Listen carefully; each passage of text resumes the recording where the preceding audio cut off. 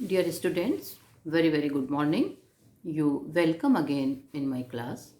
BA part first की इस class में हम लोकतंत्र का अध्ययन पिछले कई क्लासेज से कर रहे थे, जिसमें हमने लोकतंत्र के अर्थ परिभाषा विशेषताओं के साथ ही इसके विभिन्न जो सिद्धांत इनका अध्ययन किया।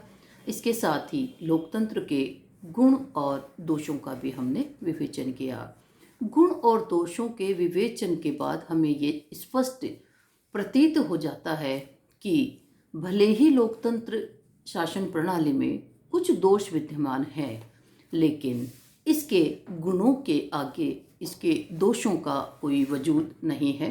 इसीलिए दुनिया में सबसे ज़्यादा प्रसिद्ध और प्रतिष्ठित शासन प्रणाली यदि है तो वो लोकतंत्र है। जब इतनी अच्छी शासन प्रणाली है, विश्व का हर एक देश इसे अपनाना चाहता है, बशर्ते कि वहाँ का सामाजिक, आर्थिक, राजनीतिक वातावरण इस प्रकार का हो। तो इतनी अच्छी शासन प्रणाली के दोषों को दूर किया जा सकता है ताकि ये और अधिक प्रतिष्ठित हो और अधिक देशों के द्वारा इसे अपनाया जा सके। तो अब हम आगे देखते हैं लोकतंत्र की सफलता के लिए क्या शर्तें हैं, या उस राष्ट्र में ऐसी क्या विशेष बातें होनी चाहिए, जिन बातों से या ऐसी कौन सी विशेष परिस्थितियां होनी चाहिए, उन परिस्थितियों में ये लोकतंत्र प्रणाली सफल हो सकती है। क्योंकि किसी भी चीज़ की सफलता के लिए कुछ प्रतिमान आवश्यक रूप से निर्धारित किए जाते हैं। लोकतंत्र की सफलता के लिए निम्न प्रकार से ये शर्तें रखी गई है, या ये बहुत सी ऐसी बातें हैं, यदि ये किसी समाज और राष्ट्र में अपनाई जाती है तो लोकतंत्र प्रणाली ज़्यादा सफल रूप में कार्य कर पाती है। नंबर 1, समाज में आदर्श व मूल्यों की सुदृढ़ता। क्योंकि समाज का स्थापित होना ही सबसे बड़ी आदर्श और मूल्यों की एक व्यवस्था को अपनाना है। व्यक्ति के साथ जब जुड़ता है तो वो समाज का निर्माण करता है, और ऐसे दूसरे लोगों के साथ रहने में उसे बहुत सी ऐसी नैतिकता से जुड़ी बातें, मूल्यों से जुड़ी बातें अपनानी पड़ती है, एक दूसरे के साथ सहयोग करना पड़ता है। यदि समाज में इस तरह के आदर्श मूल्य होंगे, समरसता की यदि भावना होगी, हर एक व्यक्ति को समाज में आदर भाव से यदि देखा जाएगा, तो उस समाज में लोकतंत्र सही रूप में प्रतिफलित होगा, वहाँ पर सही रूप में क्रियान्वित होगा। शांति और व्यवस्था का बने रहना। जब किसी देश में हमेशा अराजकता का माहौल या आंतरिक गृह युद्ध की जो स्थितियाँ होगी, उसमें लोकतंत्र प्रणाली सही रूप में कार्य नहीं कर सकती। मजबूत अर्थव्यवस्था। क्योंकि हॉब्सन ने कहा था कि धनिकों का धन और निर्धनों की निर्धनता जो अति मात्रा में है, दोनों ही लोकतंत्र को खत्म कर देती है, और गरीबी इसके लिए ज़्यादा घातक होती है। तो मजबूत अर्थव्यवस्था यदि होगी, प्रत्येक व्यक्ति की न्यूनतम आवश्यकताओं की पूर्ति हो सकेगी, तो उस देश में लोकतंत्र शासन प्रणाली सफल होगी। आर्थिक समानता। मजबूत अर्थव्यवस्था के साथ ही ये भी आवश्यक है। आर्थिक समानता का ये आशय कभी नहीं समझा जा सकता कि प्रत्येक व्यक्ति को समान रूप से आय या और अन्य ओहदे की समानता प्राप्त हो, क्योंकि आय और ओहदे के पीछे व्यक्ति की योग्यता का जो अंतर है उसे नहीं खत्म किया जा सकता। हाँ, योग्यता के बाद व्यक्ति को प्रत्येक फील्ड में समान अवसर मिलने चाहिए, उसे अवसरों से वंचित नहीं किया जाना चाहिए। क्योंकि हॉब्सन ने कहा था, धनिकों का धन और निर्धनों की निर्धनता लोकतंत्र को नष्ट कर देती है। इसी तरह सामाजिक न्याय की स्थापना। लोकतंत्र केवल एक शासन प्रणाली नहीं है, अपितु एक जीवन का दर्शन है, एक सामाजिक व्यवस्था भी है। तो ऐसे समाज में सामाजिक न्याय की स्थापना हो, अर्थात व्यक्तियों के बीच धर्म, जाति, रंग भेद का भेदभाव नहीं होना चाहिए, उनके साथ समान व्यवहार किया जाए, प्रत्येक व्यक्ति को गरिमापूर्ण और सम्मानपूर्ण जीवन जीने की परिस्थितियां सुलभ हो। उचित शिक्षा की व्यवस्था। क्योंकि शिक्षा ही व्यक्ति को सही और गलत की पहचान करना सिखाती है, व्यक्ति के विवेक को जगाती है। शिक्षा यदि समाज में होगी, उस राष्ट्र में, तो प्रत्येक नागरिक अपने विवेक के आधार पर ये डिसाइड कर सकता है कि राजनीतिक दलों के द्वारा जो प्रत्याशी चुनाव मैदान में उतारे गए हैं वो उनके हितों के अनुकूल साबित होंगे या नहीं होंगे। इसी तरह मतदाताओं की जागरूकता, क्योंकि सतत जागरूकता लोकतंत्र का सबसे बड़ा एक मूल्य है या एक आवश्यकता है। जहाँ नागरिक जागरूक नहीं होंगे, वो शासन और प्रशासनिक क्रियाओं से यदि कोई रुचि उनमें नहीं रखेंगे, तो वहाँ पर सत्ता के द्वारा, सत्तारूढ़ दल के द्वारा अपनी शक्तियों का दुरुपयोग किया जाने की अपेक्षा ज़्यादा रहती है। जनमत निर्माण के साधन, चाहे प्रिंट मीडिया हो या इलेक्ट्रॉनिक मीडिया हो, जो भी जिस माध्यम से व्यक्ति को अपने विचार अभिव्यक्त करने का अवसर उसे चाहिए, वो दिया जाना चाहिए। क्योंकि जनमत के आधार पर ही लोकतंत्र टिका रहता है। जब जनमत के साधनों पर सरकार के द्वारा नियंत्रण लगा दिया जाता है, तो सरकार की आलोचना ये नहीं कर सकते। जनमत निर्माण के जो साधन है, इलेक्ट्रॉनिक और प्रिंट मीडिया, तो सरकार की जो कमियां हैं वो जनता तक नहीं पहुंच पाएगी। जनता सरकार की जो सारी बातें हैं उनको नहीं समझ पाएगी। नागरिकों में जनमत के मुद्दों पर रुचि, क्योंकि कई बार जब लोगों में ये बात आ जाती है कि कोई भी राजा हो, हमें उससे कोई फ़र्क नहीं पड़ता, तो ऐसे में सत्तारूढ़ जो सरकार है उसके निरंकुश होने की ज़्यादा संभावना प्रतीत होती है।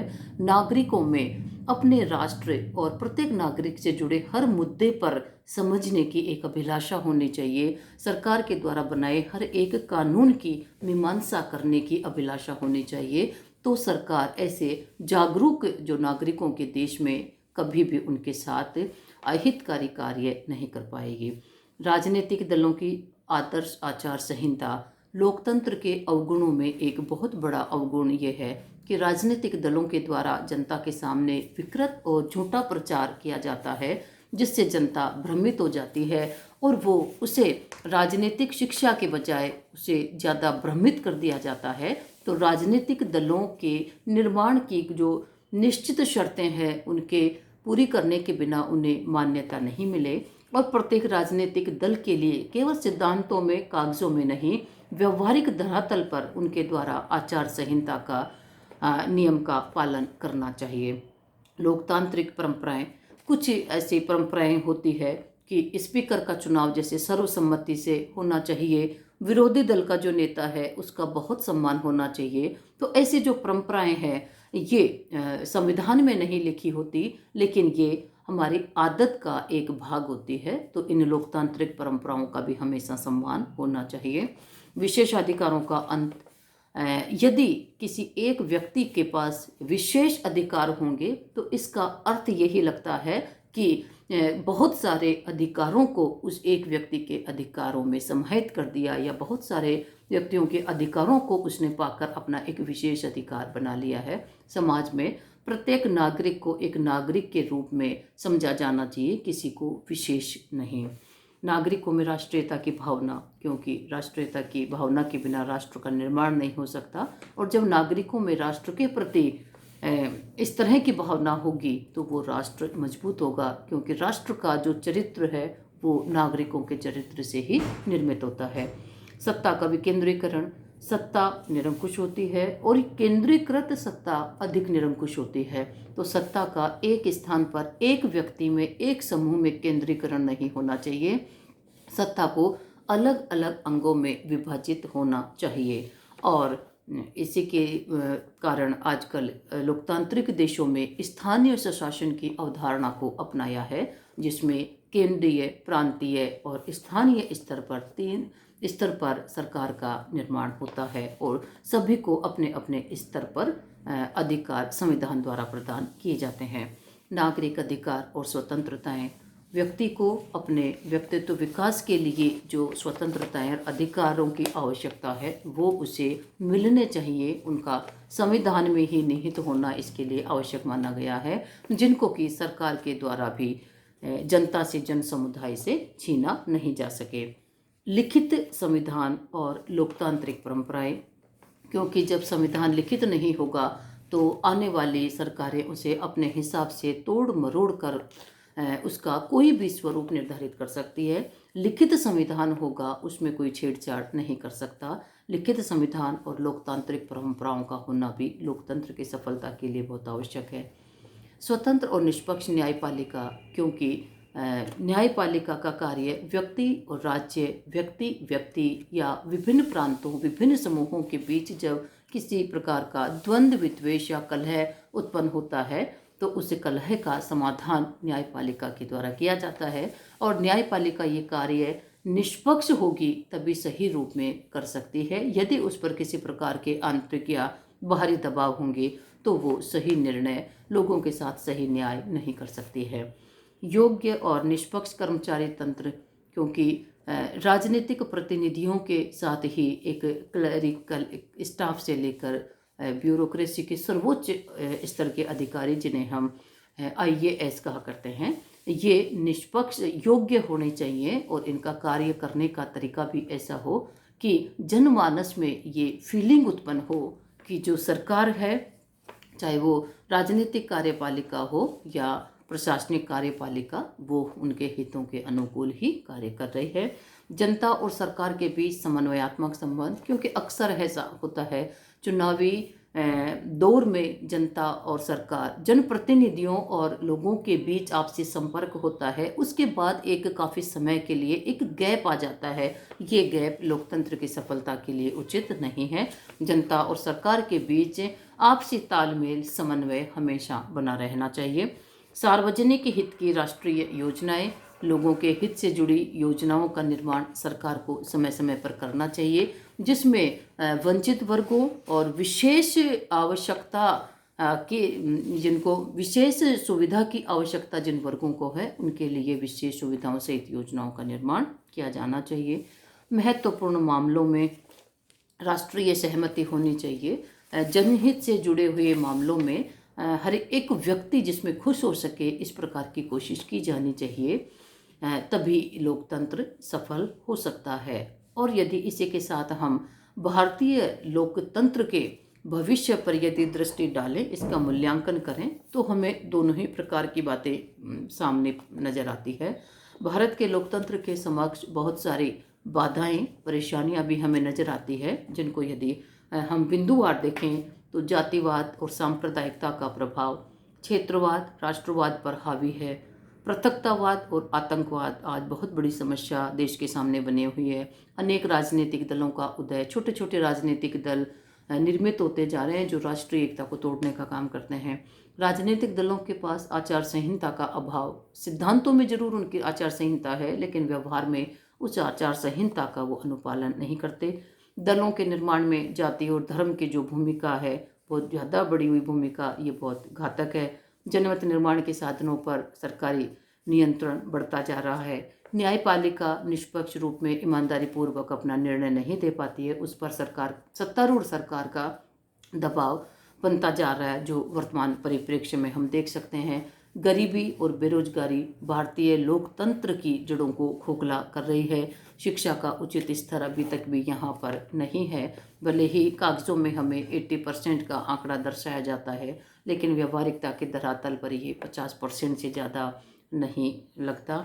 अधिक शिक्षित जो व्यक्ति हैं, उनकी राजनीति में रुचि नहीं है, और राजनीति या सरकार का निर्माण जो कम शिक्षित हैं या जो कम समझते हैं, उन लोगों के द्वारा किन्हीं स्वार्थ प्रलोभनों के आधार पर उनका मत ले लिया जाता है, क्योंकि शिक्षित व्यक्ति राजनीति में आना नहीं चाहते। नागरिकों में राजनीतिक जागरूकता का अभाव है। नागरिकों के पास राजनीति के लिए सोचने के लिए अवकाश भी नहीं है, क्योंकि गरीबी और बेरोजगारी की मार में वो केवल अपने 2 वक्त की रोटी का इंतजाम करने में लगे रहते हैं। राष्ट्रीय सुरक्षा के समक्ष भी अनेक प्रकार की चुनौतियां हैं। पड़ोसी देशों के द्वारा हमें आए दिन किसी न किसी प्रकार की चुनौतियां आक्रमण के द्वारा या और किसी प्रकार से हमारे सामने लाई जाती रहती हैं, लेकिन फिर भी हम निराशा के भंवर में नहीं रह सकते, क्योंकि भारतीय लोकतंत्र की अच्छी बातें भी बहुत है, क्योंकि अनेक झंझावत आए, अनेक बार पड़ोसी देशों के द्वारा आक्रमण किया, लेकिन अब तक भारत का लोकतंत्र बना हुआ है। ये एक आशावादी संकेत है। जन समर्थन प्राप्त है, जनता का लोकतांत्रिक शासन प्रणाली को समर्थन है। जनता की अपेक्षा कभी ये नहीं हुई कि लोकतंत्र का कोई विकल्प ढूंढा जाए। राजनीतिक दलों में धीरे धीरे सुधार की प्रवृत्ति बढ़ रही है। शांतिपूर्ण सत्ता परिवर्तन यहाँ पर होता है। जनता जब नहीं चाहती दूसरी सरकार को बना लेती है। सत्ता का विकेंद्रीकरण, पंचायती राज यहाँ पर आज बहुत अच्छे से लागू है, क्रियान्वित है और व्यवहारिक धरातल पर उसकी बहुत अच्छे रिजल्ट आ रहे हैं। नागरिकों के अधिकार और स्वतंत्रताओं का अस्तित्व है जो कि संविधान में ही उनका वर्णन किया गया है। सरकार उनके साथ कोई छेड़छाड़ नहीं कर सकती। सामाजिक आर्थिक समानता के प्रयास भी सरकार के द्वारा किए जाते रहते हैं। संविधान में सामाजिक आर्थिक समानता के प्रावधान जोड़े गए हैं। महिलाओं ने भी राजनीति में रुचि लेना शुरू कर दिया है। हालांकि वो संख्यात्मक दृष्टिकोण से अभी कम है, लेकिन धीरे धीरे ये संख्या भी बढ़ने लग जाएगी। कमज़ोर वर्गों के सशक्तिकरण का प्रयास सरकार के द्वारा किया जाता है। इनके लिए विशेष योजनाएं भी बनाई जाती है। और भारतीय लोकतंत्र आत्म सुधारवादी है और राजनीतिक विभिन्नता को मान्यता है, क्योंकि यहाँ पर विभिन्न जाति धर्म के लोग रहते हैं, विभिन्न कल्चर, विभिन्न रहन सहन, भाषा, समुदाय के लोग रहते हैं, लेकिन फिर भी इन विभिन्नताओं के बीच भी देश में आज एकता स्थापित है। तो अल्टीमेटली ये कह सकते हैं कि भारतीय लोकतंत्र के सामने भी अनेक चुनौतियां मुबाएं खड़ी है, लेकिन यहाँ की जो सामाजिक आर्थिक राजनीतिक दशाओं को देखकर एक आशावादी किरण नजर आती है कि भारत का लोकतंत्र, इसमें कुछ समाधानों के साथ इसे और सशक्त और मजबूत किया जा सकता है। हमारा लोकतंत्र का जो चैप्टर है वो आज ख़त्म हो गया। नेक्स्ट में हम डिक्टेटरशिप या कोई अन्य चैप्टर का अध्ययन करेंगे। Okay, thank you, all the best.